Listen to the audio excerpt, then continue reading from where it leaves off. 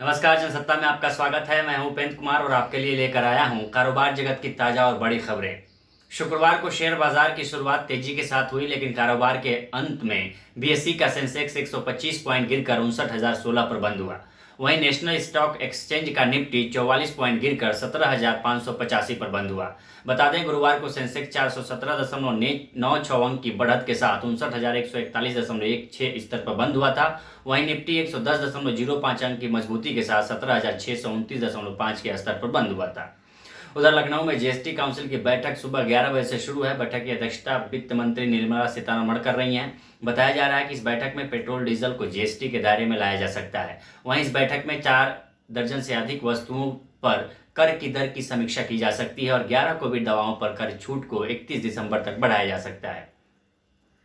उधर भारत बायोटेक ने शुक्रवार को कहा कि उसने आपातकालीन उपयोग सूची के लिए अपनी कोविड-19 वैक्सीन कोवैक्सीन से संबंधित सभी डेटा विश्व स्वास्थ्य संगठन को सौंप दिए हैं और अब उसे वैश्विक स्वास्थ्य संगठन से फीडबैक का इंतजार है। वहीं डब्ल्यूएचओ इस समय भारत बायोटेक के डेटा की समीक्षा कर रहा है। डब्ल्यूएचओ की वेबसाइट पर उपलब्ध ताज़ा जानकारी के मुताबिक वैक्सीन पर फैसला लेने की तारीख की अभी पुष्टि की जानी बाकी है। उधर अफगानिस्तान में तालिबानी शासन को लेकर अंतर्राष्ट्रीय मुद्रा कोष यानी आईएमएफ का बड़ा बयान सामने आया है। आईएमएफ के प्रवक्ता गेरी राइस ने एक संवाददाता सम्मेलन में कहा कि अफगानिस्तान के साथ हमारा जुड़ाव तब तक स्थगित कर दिया गया है जब तक कि सरकार की मान्यता पर अंतर्राष्ट्रीय समुदाय के भीतर स्पष्टता नहीं हो जाती। आईएमएफ ने कहा कि वह अफगानिस्तान की आर्थिक हालात से बेहद चिंतित है और उसने अंतर्राष्ट्रीय समुदाय से देश में किसी मानवीय संकट को रोकने के लिए तत्काल कदम उठाने का आग्रह किया है। उधर केंद्रीय सड़क परिवहन और राजमार्ग मंत्री नितिन गडकरी ने कहा कि उनका मंत्रालय दिल्ली से जयपुर तक इलेक्ट्रिक हाईवे के निर्माण के लिए एक विदेशी कंपनी से बातचीत कर रहा है। गडकरी ने राजस्थान के दौसा में दिल्ली मुंबई एक्सप्रेसवे की प्रगति की समीक्षा करते हुए कहा कि इलेक्ट्रिक रेलवे इंजन की तरह बसों और ट्रकों को भी बिजली से चलाया जाएगा। उन्होंने कहा कि दिल्ली से जयपुर तक इलेक्ट्रिक हाईवे बनाना मेरा सपना है। यह अभी भी एक प्रस्तावित परियोजना है और इस बारे में हम एक विदेशी कंपनी के साथ चर्चा कर रहे हैं। उधर भारतीय शेयर बाजार फ्रांस को पीछे छोड़कर दुनिया का 5वां सबसे बड़ा बाजार बन गया है। मार्केट कैप के लिहाज से ये आंकड़ा 3.40 ट्रिलियन डॉलर को पार कर गया है। ब्लूमबर्ग की रिपोर्ट के मुताबिक मार्केट कैप के आधार पर अमेरिकी शेयर बाजार नंबर 1 पर है। दूसरे नंबर पर चाइनीज शेयर बाजार रहा तो जापान तीसरे नंबर पर रहा, जबकि हांगकांग चौथे नंबर पर रहा और 3.41 ट्रिलियन डॉलर के साथ भारत 5वें नंबर पर पहुंच गया। उधर फ्रांस 3.40 ट्रिलियन डॉलर के साथ अब छठे नंबर पर लुढ़क गया है। वहीं ऑनलाइन एजुकेशन की दुनिया में अपनी पकड़ मजबूत करने के लिए बायजू एक के बाद एक अधिग्रहण करती जा रही है।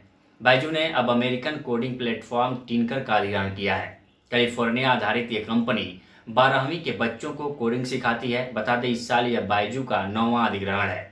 इससे पहले जुलाई में कंपनी ने American digital reading platform EPIC का $500 मिलियन में अधिग्रहण किया था। उस समय कंपनी ने कहा था कि वह अगले 3 सालों में अमेरिकन बाजार में अपने विस्तार के लिए 7,500 करोड़ रुपए खर्च करेगी। उधर नेपाल और भारत ने दक्षिण नेपाल के तराई क्षेत्र में बुनियादी ढांचे के विकास पर एक डिजिटल बैठक की और सड़क निर्माण में हुई प्रगति की समीक्षा की। भारतीय दूतावास के सूत्रों ने बताया कि दक्षिण नेपाल तराई क्षेत्र सड़क अवसंरचना सुदृढ़ीकरण पर चौथी संयुक्त परियोजना निगरानी समिति ने नेपाल के तराई क्षेत्र में भारत के सहयोग से जमीन पर उतारी जा रही परियोजनाओं की प्रगति की समीक्षा की और 14 रोड पैकेजों में से 13 के पूरा होने पर संतोष व्यक्त किया।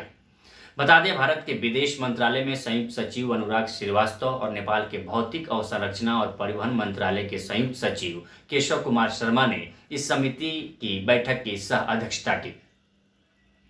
वहीं विश्व बैंक समूह ने अनियमितताओं के आरोपों के बाद विभिन्न देशों में निवेश के माहौल पर अपनी कारोबारी सुगमता रिपोर्ट का प्रकाशन बंद करने का फैसला किया है। बता दें, चीन के वरीयता क्रम को बढ़ाने के लिए साल 2017 में कुछ शीर्ष बैंक अधिकारियों की ओर से कथित रूप से दबाव बनाने के कारण डेटा अनियमितताओं की जांच के बाद यह निर्णय लिया गया था। उधर चीन ने अंतर्राष्ट्रीय नीतियों पर अपना प्रभाव बढ़ाने के लिए 11 देशों के एशियाई प्रशांत मुक्त व्यापार समूह में शामिल होने के लिए आवेदन किया है। चीन के वाणिज्य मंत्रालय ने कहा कि वाणिज्य मंत्री वांग वेंटाओ ने प्रशांत पारी भागीदारी के लिए व्यापक और प्रगतिशील समझौते के प्रतिनिधि के रूप में शामिल होने के लिए न्यूजीलैंड के व्यापार मंत्री के समक्ष एक आवेदन किया है। बता दें CPTPP मूल रूप से प्रशांत पारीय भागीदारी थी, जिसे तत्कालीन अमेरिकन राष्ट्रपति बराक ओबामा ने आगे बढ़ाया था और जिसका मकसद एशियाई देशों के साथ वाशिंगटन के बढ़ते संबंधों पर जोर देना था। अभी के लिए बस इतना ही। बाकी देश दुनिया की तमाम खबरों के लिए बने रहिए जनसत्ता के साथ।